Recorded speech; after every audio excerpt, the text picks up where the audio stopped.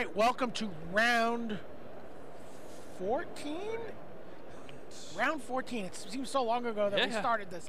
Welcome to round 14 of Grand Prix Chicago. I'm Brian David Marshall. I'm here with Jacob Van Lunen, and we are watching Luis Scott Vargas and Reed Duke. Reed Duke playing Jund. Luis Scott Vargas playing Spirit Jund. But, you know, just because I say Jund does not mean that there's not some nuance to Reed Duke's deck. Again, Reed Duke is really the grandfather of the modern Jund deck. And this is a deck he worked on with Matt Costa, another the modern Jund deck of Zeitgeist. Yeah, another just excellent young player. Excited to see their names on a deck together. That's excited to see them working together. Yeah, they teamed together at Grand Prix San Jose. All right, and we are underway, and Luis Scott Vargas' thought sees an array of stuff. See Terminate, a couple lightning bolts. I believe that's a Kitchen Finks. Yep. And 3 lands. Now, Reed's deck has 4 copies of Liliana of the Veil. Somewhat of an oddity. A lot of the time you see 2, sometimes 3 copies of Liliana of the Veil. Now, that card is not quite as strong against Luis because he does have Lingering Souls. So the sacrifice mode on Liliana gets a bit weaker, and the discard mode also gets weaker because of Lingering Souls. So Lingering Souls is an anti-Liliana card of epic proportions. But again, he has Deathrite Shaman, so he does have that ability to remove the Lingering Souls. So, well, yeah, Deathrite Shaman has proven itself to be a staple of this deck. I would love to do like a map of decks by format. So you like, you know, they sort by color, sort by converted master casting cost. I would love to be able to sort by set. Like, so you get all the sets that cards were first printed in. I mean, it'd be pretty interesting. The cards we're seeing, even just across the table now, just from every set you could imagine. Deathrite Shaman gets... That's a good-looking Treetop Village. I always like the legacy Treetop Villages. There's Tarmogoyf. We've got sorcery, creature, land, instant. Yeah, it's out of range of that bolt that's in Reed's hand. And Reed knew he was going to play that. That's one of the reasons he took the Terminate. So Reed playing the Kitchen Finks. Jumps up to 21. 4-point life advantage for Reed, thanks to the way the lands have played out this game. Luis going to get to roll the dice with a Bloodbraid Elf here. Let's see what happens. Luis grabs a Liliana. That's pretty good.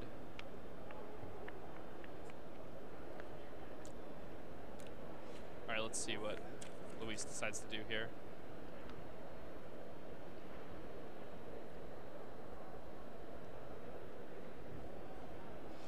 Now, he has a lot of options here. If he wants to make Reed sacrifice the Kitchen Finks, that's obviously one option available to him, and not really the best thing you want to be doing with Liliana. By taking it up, Luis has 2 live cards in his hand, so he doesn't really want to be doing that either. Wouldn't he rather just attack with the Tarmogoyf here, see if he, you know, speed bumps with the Kitchen Finks and then do that, or? Yeah, I mean, I think he's going to be either, but the thing, he may not want to attack with the Tarmogoyf, because he may just want to protect the Liliana and just start taking it up. Because this, based on what's in Reed's hand, Reed has a bolt. Reed has a lot of other stuff. He's either, if he ticks down the Liliana this turn, then he can't really attack. But if he ticks up the Liliana this turn, then he's definitely going to attack with just the Bloodbraid Elf. So, all right, so he attacks with just the Bloodbraid Elf here. Reed's going to take, Reed's going to trade. All right, and then he's going to, now that he knows that Reed's going to trade, then he's going to do that. So it's a nice play by LSV, recognizing that by making the attack with just the Bloodbraid Elf, then Reed kind of gets forced to block with the Kitchen Finks, because Kitchen Finks does nothing on offense, and, you know, not block with a card and then not attack with it, because it's like giving your opponent a free detain. So Reed wisely, getting maximum value out of his cards, decides to trade with the Bloodbraid Elf there. Now Reed does have more land in his hand than Luis does right now, so Reed is happy to let that Liliana tick up if Luis wants it to.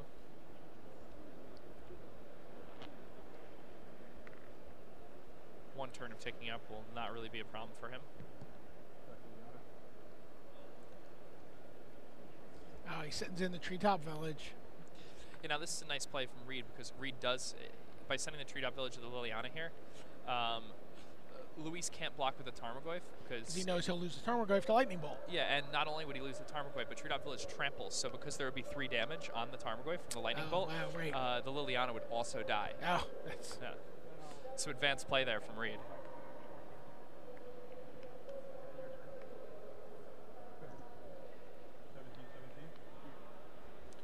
All right, so Luis plays a Confidant for Reed to bolt. Deathrite Shaman's really good too.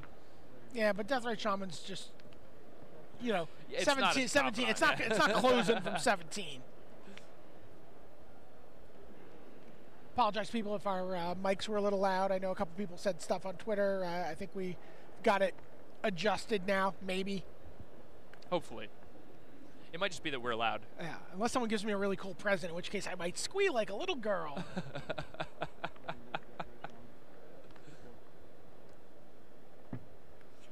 Luis all out of cards with a Raging Ravine in play and a Tarmogoyf there. Reed, 3 cards in hand now, 4 lands in play, facing down a Confidant and a Goyf. And Luis is looking to restock. Oh, yeah. If this Confidant lives, Luis is looking very good to win this game. I think if Reed had any sort of removal spell, it's going to get aimed at this Confidant right now.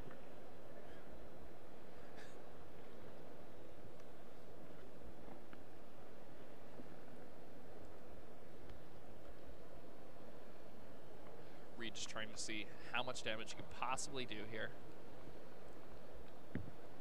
without letting Luis take the game over. He enters 3. Treetop Village.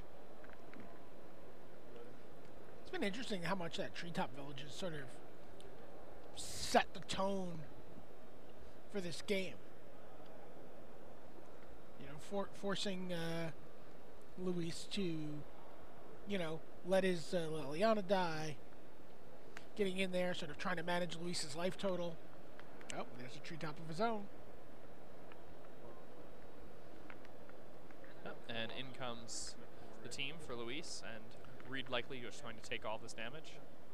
Another Confidant for Luis. And here the Confidant battle begins. Verdant Catacombs for Reed.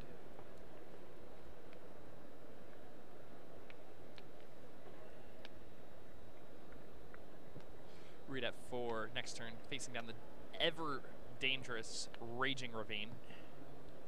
Right, Raging Ravine, a Paradark Confidant, a Tarmogoyf. And if Luis draws something like a Terminate, which is not even that unlikely considering he has double Confidant play and he hasn't drawn one yet, then he can attack with Treetop. And this is funny, we have a Confidant battle happening. Inquisition of Kozilek. There's a land. And then you always feel so good when you draw the Bloodbraid Elf after. Oh, yeah, after ripping like a 1-drop and a 0-drop.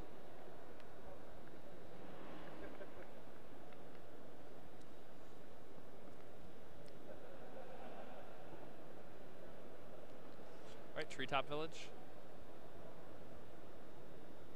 Thinking. Send in everybody. Sends in the team. Reed gonna go ahead and activate this Treetop. Blocking like so. Flying down to 2.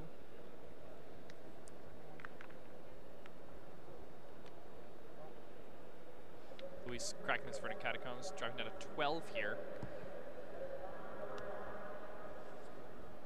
And do we know what this last card in his hand is? It's a Tarmogoyf and an Inquisition. And that's likely to be it. Reed's like, I'll see if maybe you hit a 12. Hey, hit run. Maybe an Eldrazi. Maybe you're playing Eldrazi Jund. Ye old Eldrazi Jund.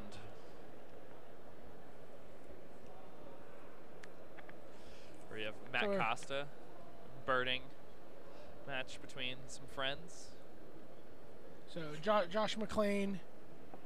Ooh, look at Josh McClain's deck. It's pretty interesting. So he's playing a Project X as well. So maybe we switch over, take a look at that. There we go. We can take a look at Josh McClain versus Christian Calcano. Josh McClain just had his Kiki Jiki Path to Exile. Yeah. That's a big turn of events. Kiki Jiki, one of the most important cards in Josh McClain's deck. The Project X deck, the Naya version of Pod, has been reasonably successful on Magic Online recently. It splashes for Glenalandra Archmage, I believe. It does. You got the Linvala, Keeper of Silence, the Red Cap, 4 Birthing Pods, the Court of Callings, the Miserly Cunning Spark Mage. I always find it interesting that these decks all play. I guess Deceiver Exarch's just better. I was going to say that they play Deceiver Exarch and don't play Bellringer, the white one. Right. It's much easier for them to cast. Right. Bellringer's untaps your creatures, not a target permanent, right? Yeah. So I mean, it does go infinite, but it doesn't protect itself. And Bellringer doesn't untap your Birthing Pod. That's also true. Yeah. So. You're playing that paint deck, right? That's why I've been testing so far. Can, however, ramp you with your mana, guys. Yeah. Christian Calcano. Christian Calcano taking it down with Doran. Yeah. I mean, again, he dropped 25 with Doran. This is the one. People talk about dancing with the one that brung you. That's what Christian Calcano's entire professional Magic career, really, for the most part, is Doran based. Yes. Virtually all of his success outside of his Grand Prix win with the Blue-Red Delver deck, right, has been Doran attributable. There you get a look at the hall. This is a pretty historic site for Magic. This was the first ever Pro Tour held in Chicago way back in 1997, 15 years ago, to the shock of Adrian Sullivan when he was like, "Oh yeah, it was like a dozen years ago we were here." I'm like, "No, dude, that was 15 years ago." He's like, "Oh no." Oh no. Oh no. Where Randy Buehler won a Pro Tour in his Pro Tour debut. Oh wow, you're right. That was here. Rookie of the year.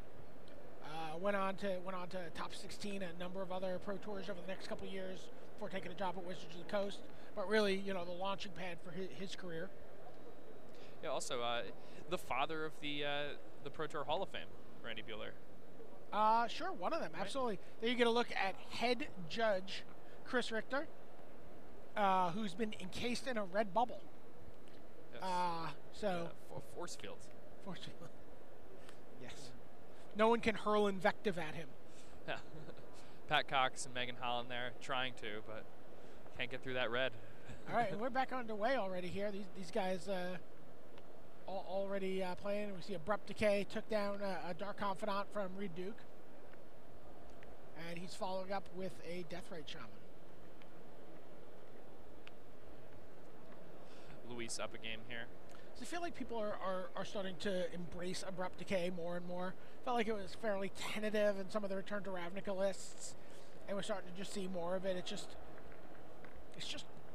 so good. So good. Whoever saw that card, I thought it was just the best thing ever. I feel like it has not reached its potential yet. It's going to see play in every format. It's going to become a legacy staple. It's the new wave of awesome. Here, Luis, again with that Confidant, Deathrite Shaman on Confidant being on the board against Reed Duke. Does Reed Duke have the Lightning Bolt that he needs to deal with this Confidant? He does. Yeah, he does. Of course he does. Similar boards. Now post-board, Reed gets access to Bituminous Blast, Huntmaster of the Fells, some extra Maelstrom Pulses, and Fulminator Mage for this matchup. Olivia Voldaren? Yeah, you like that in the mirror? Olivia Voldaren, Batterskull, and probably not Batterskull against Reed because he doesn't. I mean, probably not Maelstrom Pulse against Reed because he doesn't have Lingering Souls, but. Right.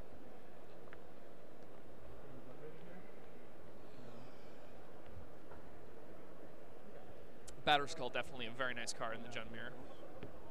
Yeah, I've seen a couple of Jund Mirror matches really coming down to, you know, the Batterskull at hand. We saw Chris Calcano get an opportunity to Liliana the Veil away a Batterskull from someone's hand. And he was so pumped about it yesterday.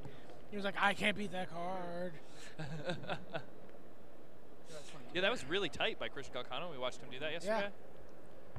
Yeah. And there's the Huntmaster. Yeah.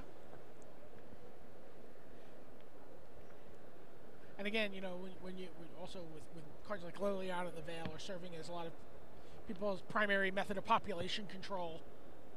You know, when you have a couple of stray wolves that you can throw in the way of that.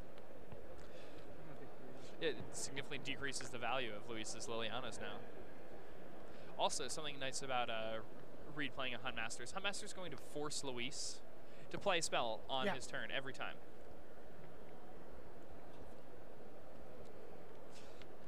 All right, so it looks like Luis is going to Bloodbraid Elf. He's going to spin that wheel. Looking to find a removal spell for this Huntmaster that fells.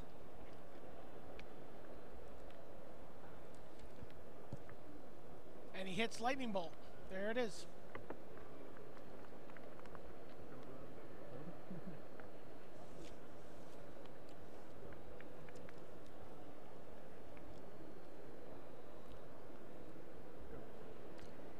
No attack. Keeps his Bloodbraid back. Yeah, so the Huntmaster able to leave that wolf behind. Kind of breaking even against that Bloodbraid Elf, the 2/2 and the 3/2. Comparable to one another in that, you know, the 3/2 is never really going to get to attack because of the 2/2. It can attack. Yeah, it's just going to trade.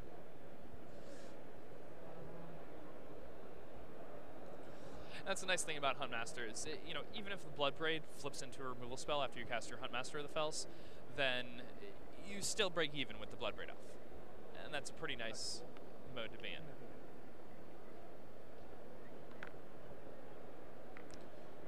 Okay.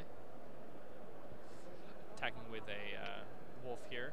So Reed presumably going to play some type of creature post-combat. Huh, okay.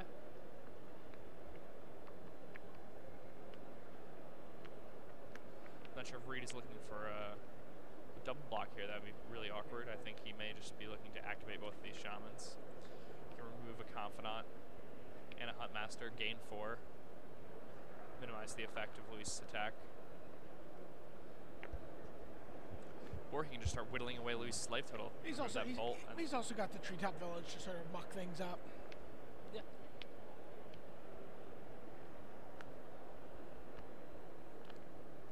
Deathrite Shaman, just such an effect on the game. You know, you can tap a mana, tap it, gain some life, tap mana, tap it, you can lose some life. Add mana, just does absolutely everything. Really, Noble Hierarch was the best bird ever, and Deathrite Shaman is challenging that fiercely. Right. Just give you a little bit of an update. It looks like Shane McDermott and Alex Mantleton and David Glacier and Michael Simon have all drawn. Okay. We'll go into the same pairings with each other next round as the only 37s, likely, assuming they haven't played each other already, and draw again. Or they could even lose, and it doesn't matter. And all 4 of them are in the top 8. So that means we have Robots, we have Splinter Twin, we have Tron, and we have Gifts Control. Very cool. Yeah. A couple Jund decks down here, though, fighting for a shot to join them. I've been playing slowly. A Doran deck fighting to join them. I think he may be playing Smiter over Doran this time around. But I'm sure there's still at least one Doran. Calcano, it must be. So Luis, after a bit of mulling, decides to go ahead and use an Abrupt Decay, targeting Reed's Deathrite Shaman. Reed going to go ahead and activate this Deathrite Shaman.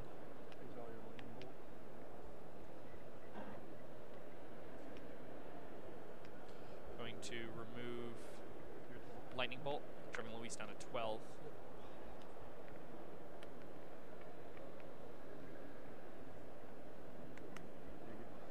is crushing for 3. Reed going to fall to 18 here. Reed is really looking to race him with the Deathrite Shamans, hoping that Luis doesn't have Tarmogoyf right now. But ooh, there's look. the Tarmogoyf. Luis has Tarmogoyf. And that is not what Reed wanted to see here. Go ahead.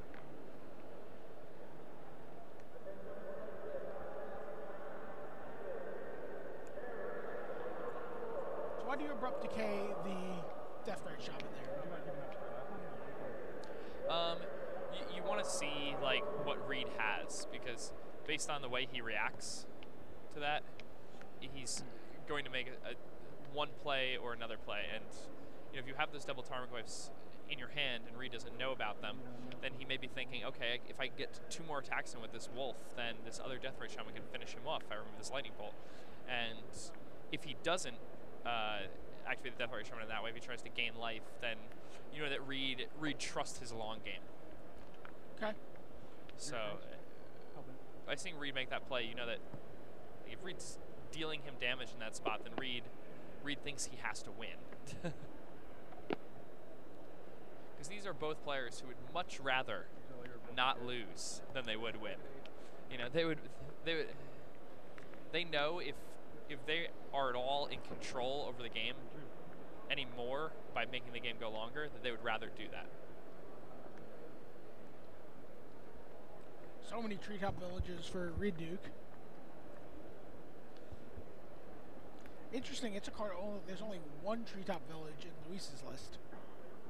Doesn't have the luxury of those man lands when he's splashing for Lingering Souls. Splash for Lingering Souls, yeah. It's Luis sending with a Bloodbraid Elf and a Tarmogoyf. The Bloodbraid Elf probably going to trade with this wolf here.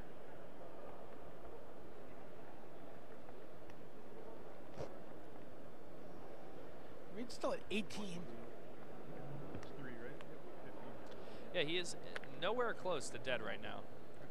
I mean, Luis is able to climb, you know, also do a lot of, gain a lot of life here. Or gain a steady amount of life every turn with his Deathrite Shaman if he feels the need to.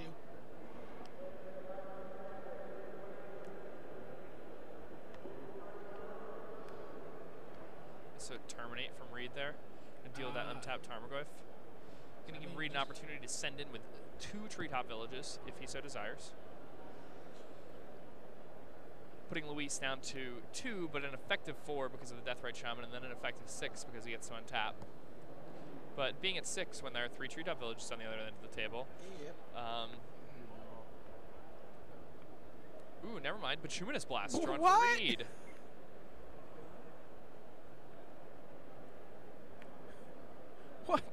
What just happened?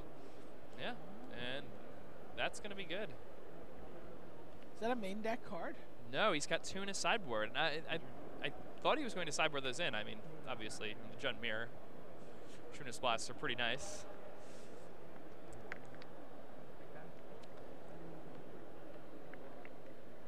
That's pretty exciting. Luis with a 3rd Tarmogoyf off the top.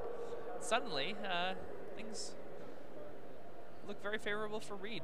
Bituminous Blast able to just get him back into that game so quickly.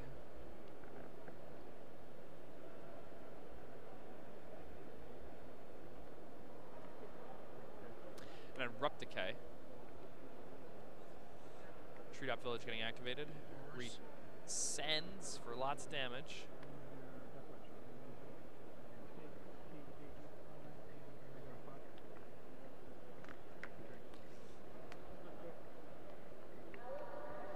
Luis at 5. Not looking good. With Lingering Souls, you might expect Lingering Souls to be able to buy him a little bit of time, but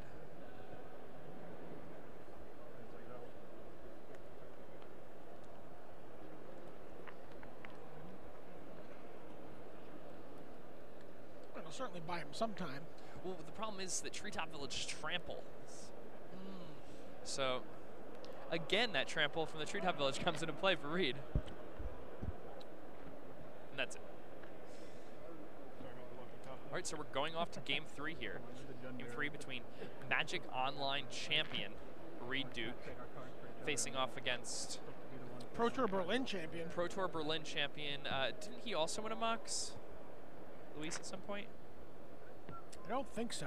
Not a Magic Online Championship Series, certainly. You lied to me. Event, but you lied to me, Jacob Van Lunen. What, he is playing Doran? He is playing Doran the Siege Tower. Man, he's always playing that card. Doran the Siege Tower. Ooh, look at that Sigurda. Jeez. I think costs 5 mana and trades with a Doran.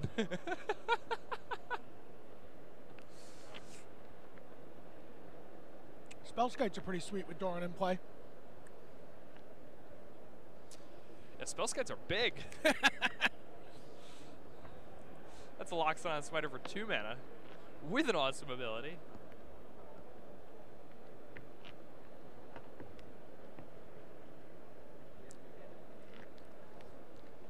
Christian Calcano getting in the red zone.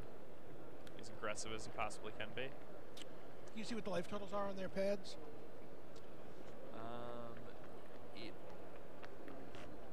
I think both people are in single digits. Looks to me like Josh is at 2 and Calcano is at 8, I guess, or no, Calcano's at 13. You play John at the Pro Tour? Josh is at 2. It's okay. I mean, I guess I went 2-3 with it, but I might be top 8 and I will do okay. I was in love with those Tarmogoyfs are extra huge with Doran. Oh yeah, they get an extra point of power. Thanks to the Siege Tower. So if they're 4/5s, they're essentially attacking as 5/5s. For those of you who are unaware, Doran the Siege Tower is green, black, white, 0/5, legendary tree folk, and creatures deal damage with their. Oh, so he must have not been at 5. All right, he goes to. He went to 2 now.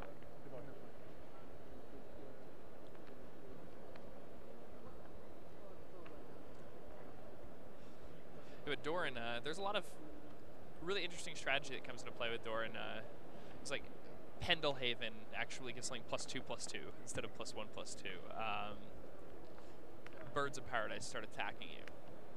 Lots of damage. Things like Spellskite. Spellskite can attack. It's not a defender. Yeah. It's extremely relevant. So yesterday we had one Rain Cord. So we're on game 3 here. We're back at the match between Luis Scott Vargas and Reed Duke. Both of these players on 11-2. The winner of this match can shake hands and start thinking about their top 8 matchups. Yeah.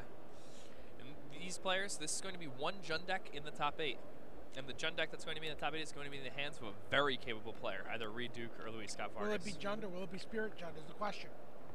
And Spirit Jund was one of the big innovations this weekend. Many of these decks at the top of the standings throughout the weekend will one be able to break into the top 8 to show people the medal. Reed needs a removal spell for this Dark Confidant. Can't let it get out of hand. Oh, has a Confidant of his own. Not quite what he needs. He's taking a big hit there. He drops to 11. Oh, I think he was at 19. He just jumped to the 15.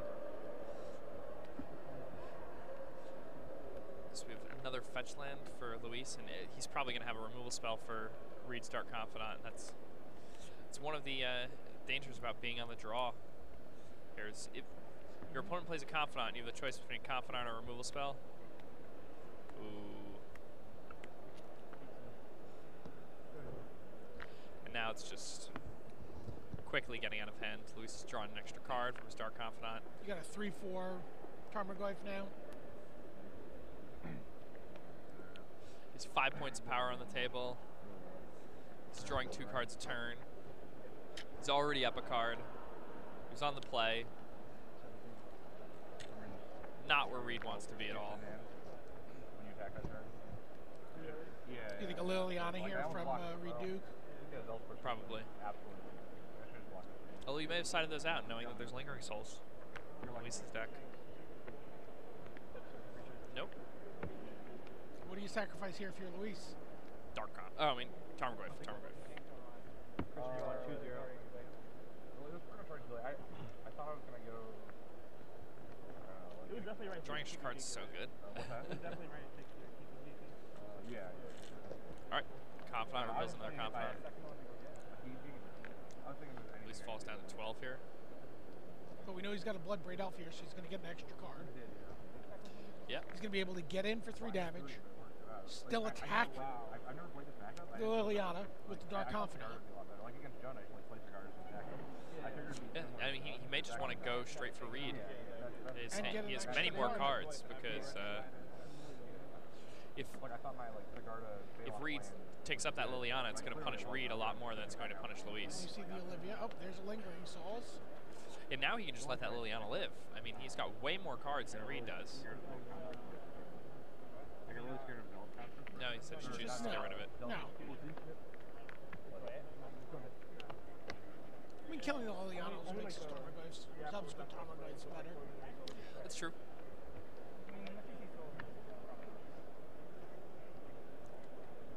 At this point now, Luis also, not only did the Blood Braid Elf make a 3/2 haste and 2 1/1 flyers for 4 mana, but it also gets to make 2 more 1/1 flyers for an extra 2 mana.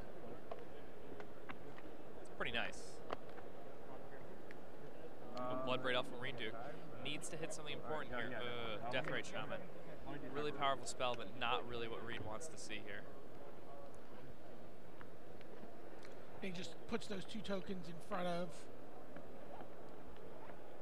Yeah, they're expendable. I mean, he has 2 that's more what of they're them. there for. That's their job. Yeah. Block things, trade, just buy time.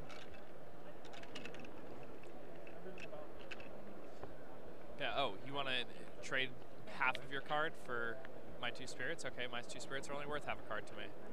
Quarter of a card. Yeah, I mean, you got the Blood Braid Elf out of it too. Just playing a quarter of a card there. The value is really just absurd. What's going on here? Oh, he still has 6 cards in his hand right now. This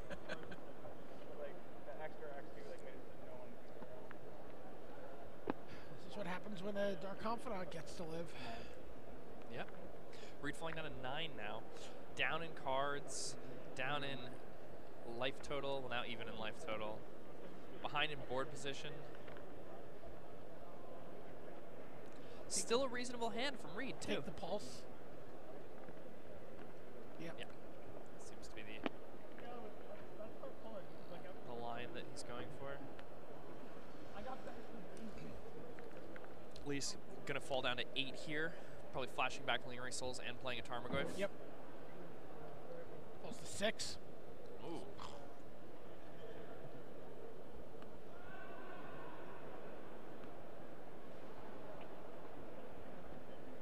See how fast Luis plays, just like super crisp, just knows exactly what he's doing.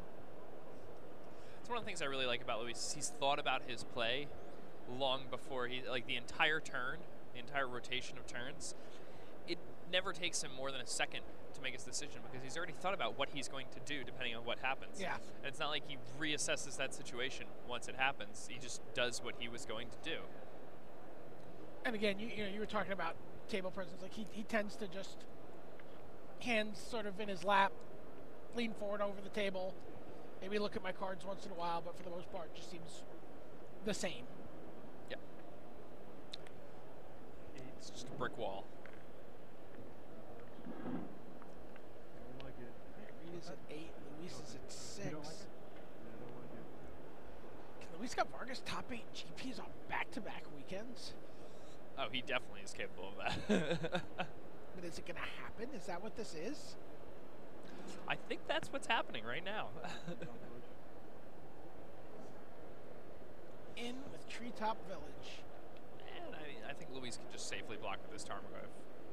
He kind of has to. Oh, he blocks. Terminate. Take 3.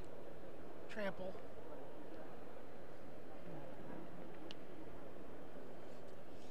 Yeah, so.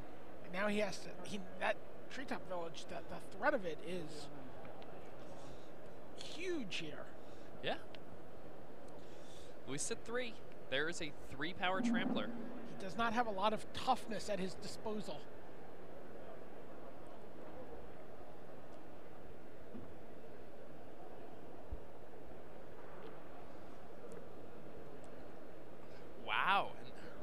in this game despite getting out-carded for multiple turns. Yeah, Luis drew so many extra cards here. Other thing that's interesting right now, Reed has not cast a single lightning bolt yet, and Luis is at 3. Well, maybe he doesn't play lightning bolts. Okay. I think he plays lightning bolts. Yeah. Then we'll give it a couple extra minutes.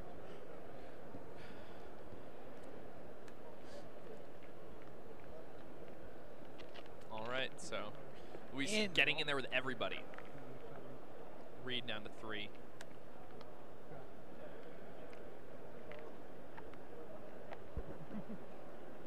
Wow. Dark Confidant. Can you bolt me?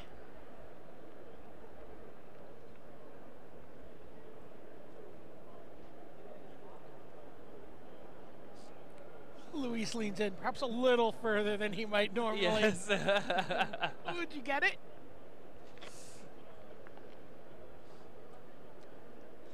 And this is it. Both players at 3. I don't think we're going to have many more turns after this.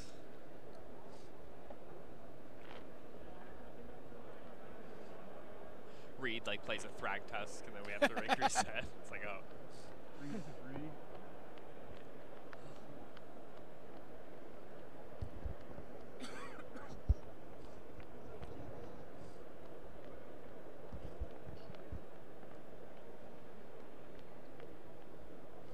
Straight down to the wire.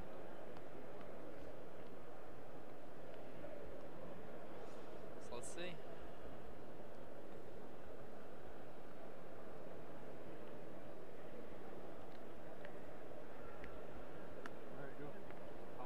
All right, and the reveal. Ooh, a Marsh Flats. Luis dodges that. Whoa, and a Turbinate too. That's it.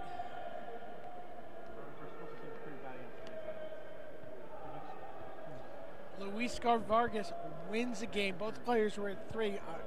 Incredibly tight match. Luis Vargas wins. Goes to 12-2. Pretty much locking up a spot for the top 8. Should be able to just draw his way in. Back-to-back top 8s. Maybe. California Master. I mean, again, the plan is I'm 12-2. I can draw in. It doesn't always work that way, right? You get paired down. So we're going to take a look now. We're going to take a look at Craig Wesco versus Alexander Hayne. Craig Wesco and Alexander Hayne. So these guys are on 30 points. So they're really playing for top 16 here, playing for money, a couple of pro points. And do we know what game this is in? Alexander Hayne, a recent Pro Tour winner. Sure, Pro Tour Avison Restored champion. Craig Wesco with a couple of Pro Tour top 8s of his own. Remember that incredible match at Worlds against Conley Woods. And of course, he's top 8 at Pro Tour San Diego that Luis Vargas had that historic run at, where he went undefeated in the Swift. Yeah, I mean, I'm gonna just name an event that Craig Wesco was at, and you're gonna just go, oh, the White Weenie deck. Yeah. What's Craig Wesco playing this weekend? He's playing the Minnesota Timberwolves. White Weenie? Yes. I would have assumed as much. I'm not sure about Alexander Haynes. Let's take a look. We got the lists in our pile. Over here. These guys got started a little late. They had deck check. So Alexander Hayne playing robots. Pretty stock list of robots, very similar to the one we saw played by Tom Martell and Matt Sperling. And then again, 3 Galvanic Blast. Going old school. Craig old school Shrapnel Blast. See Craig Wesco, Alexander Hayne lead off with a Thought Seize against Wesco. Wesco on your left. This is a mulligan. He's got a handful of Stony Silence. Wow, that hand has no... Is that a Tide Hollow Sculler, or...? I think that's a Zealous Persecution. It's a Pontificate. Takes out the Stony Silence. So his deck is Thoughtseize, Tide of Hollow Sculler, Auriok Champion, Lingering Soul, Spectral Procession. So this is kind of Honor of the Pure. So this is really pretty much a straight, you know, white-black weenie.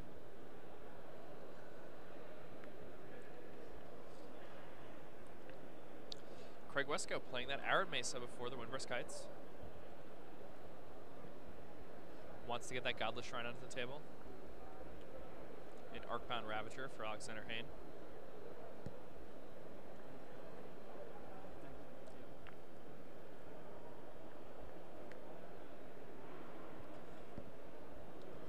It looks like Craig has Wrath of God in hand. Not a card you really expect out of the White Weenie deck. But he does have 2 copies of that in his sideboard, so he gets to play a much more controlling game plan than Alexander Hayne is going to expect here.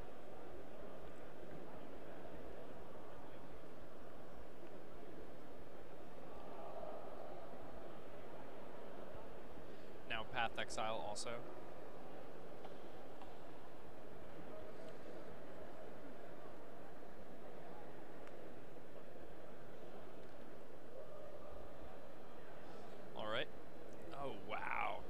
Stack's super live. Is it probably all Lingering Souls? It's Lingering Souls, Spectral Procession, Zealous Persecution. Ooh. You just don't want to put 3 of those on the bottom. And you don't want to hide one into there either.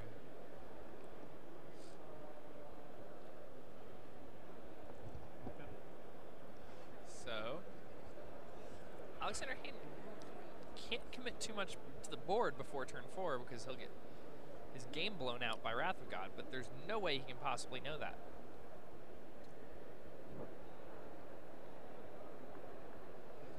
Signal Pest.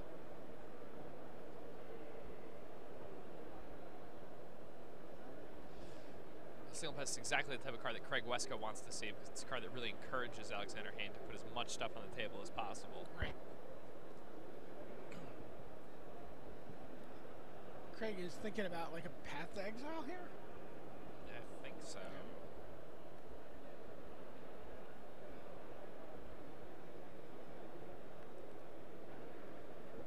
Well, now.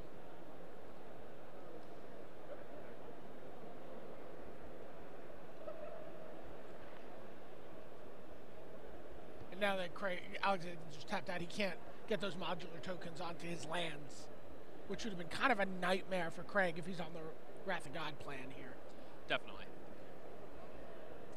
That's another really interesting interaction that comes up a lot when you're playing Affinity, is when they go to kill the Arcbound Ravager, you activate one of your lands, and then you have this absolute monster that can't be killed by sorcery speed removal. Right.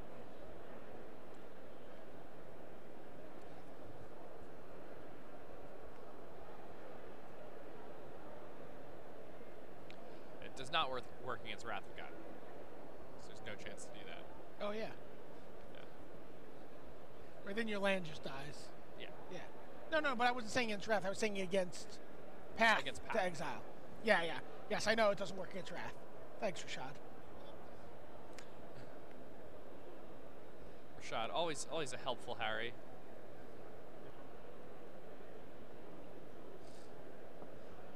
Reassuring Rashad. So no basic lands in Alexander Hayne's list? I think he does have one island. Maybe he's got it in hand. Didn't get it on the path. Not getting that on the path would lead you to believe that he either has it in his hand or that he sideboarded it out.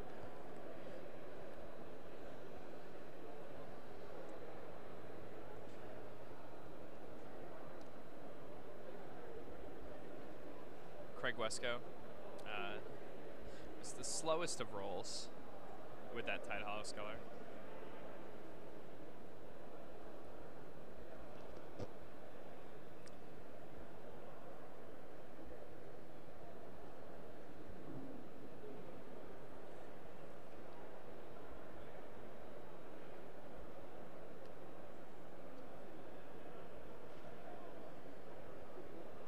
There's the Etched Champion. Probably thinking, no way he can kill this. Yep.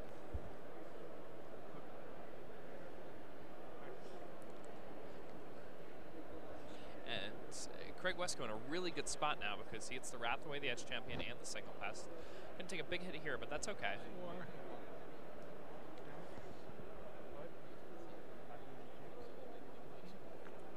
So Craig Wesco falling down to 13. 14.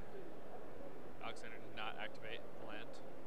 Missed a chance to get an extra point in there, but I think he's considering moving the cranial plating.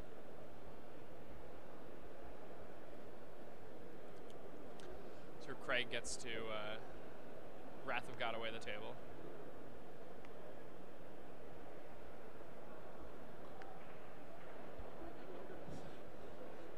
Not so pretty 10th edition Wrath of God. Yeah, I actually kind of like that card. What is it, like sun rising and like bones and skeletons getting brushed away? Yeah, it's no Quentin Hoover, black bordered Wrath of God. One of the finer looking cards ever printed. That art is just so awesome. All the people crawling over each other. Yeah, that card's bloody. Fantastic. Okay.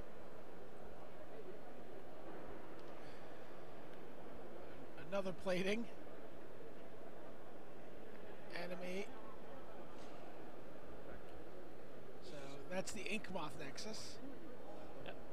Craig Wesco going to 5 poison now.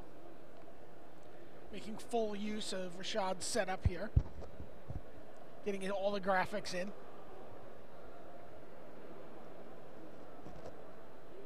We need a cards and library meter. Yeah. The old cards and library meter? Yeah, for the mill 'em, kill 'em, thrill 'em plan.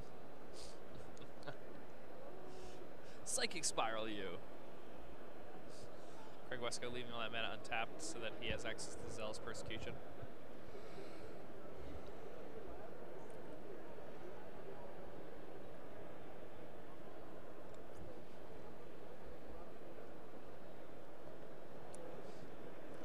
So, but the Blink Moths actually do a good job helping that, like helping out against that.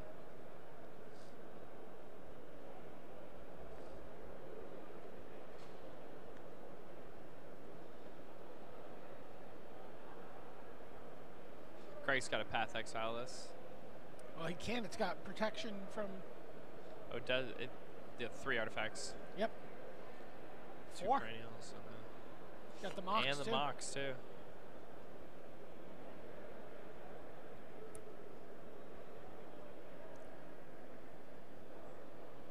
An untimely Honor of the Pure. Yeah, the Honor of the Pure staying in the deck when you're siding in Wrath of God is an interesting choice.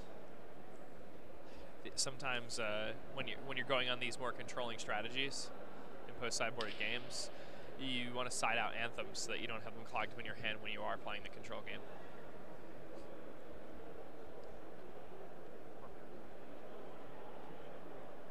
Draw 2 cards. Yeah, I like that Alexander Hayne switched to the Etch Champion plan as soon as he drew it. Like, he had Craig dead with the Ink Moth Nexus, but understood correctly. Understood that there were many things that could go wrong there. Yeah. Whereas with the Etch Champion, there are very few things that could go wrong. He's basically looking at Wrath as something that could go wrong, and that's about it.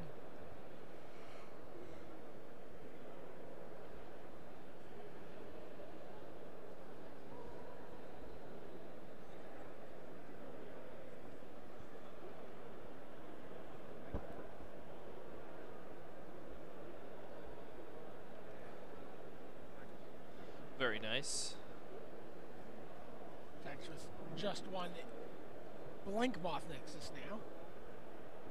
So, the Etch Champion attacking for 12.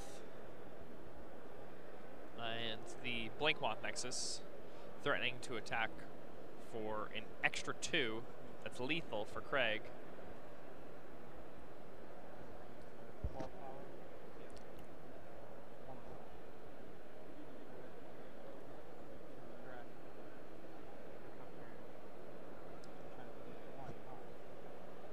I believe Craig does have Zealous Persecution in his hand, but Alexander Hayne can simply pump the Blink Moth and let the Zealous Persecution resolve then activate both of the lands, which would leave, so it'd be 13.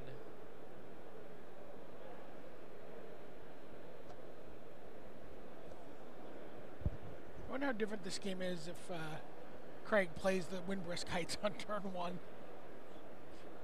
That's really interesting.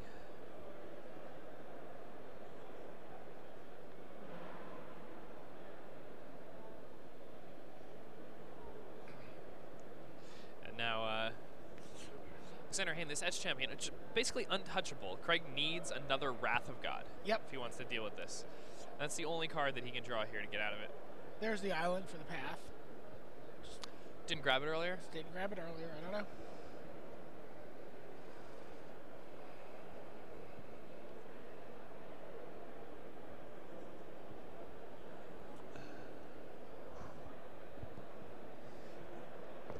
So that Path to Exile gets put down.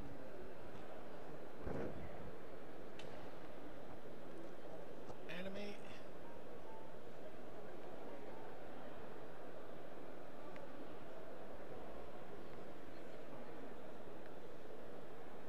Yep.